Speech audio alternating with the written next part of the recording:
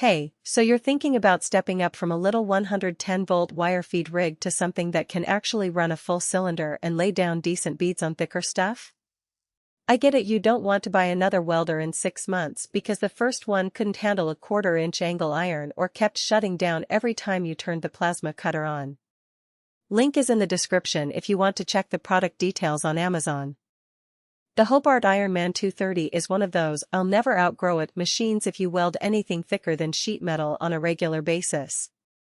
It's not a toy, it's a 230-volt, 30 to 250 amp beast that can push a single pass on 1/2 inch mild steel without breaking a sweat.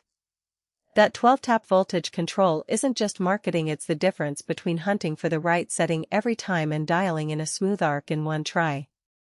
If you're running a farm shop or a small fabrication job where you're jumping between 12-gauge sheet and 3/8-inch plate, the Ironman keeps the arc stable instead of turning every weld into a guessing game.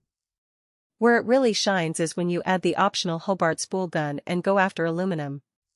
Most 230-amp machines need a separate spool gun anyway, so the fact that Hobart makes one that bolts right on saves you from hunting down a third-party adapter later. The downside? That spool gun is sold separately, so the sticker shock hits twice, once for the welder, once for the aluminum upgrade.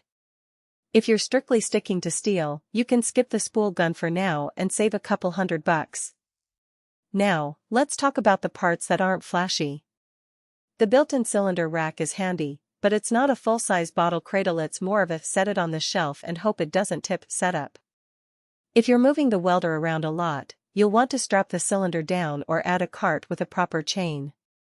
The wheel kit is solid, but the handle is welded on, so if you're the type who likes to fold it up and toss it in the back of a truck every weekend, you might want to beef up the handle or just leave it on a pallet. Who should buy this?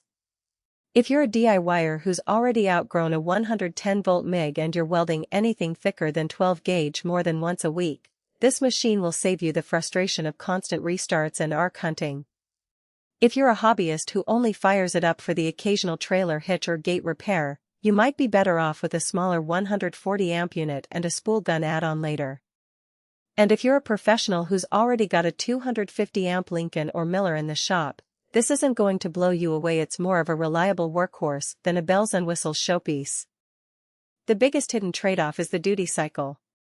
At 250 amps it's only good for about 30%. So if you're running continuous beads for more than 3 minutes out of 10, you'll need to let it cool.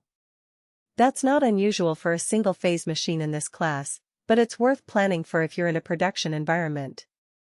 Also, the fan is loud, like, can't hear the radio in the garage loud, so if you're welding indoors with neighbors nearby, ear protection plus a fan upgrade might be in order. Bottom line, the Hobart Ironman 230 is the kind of welder you buy once and keep for a decade if you treat it right.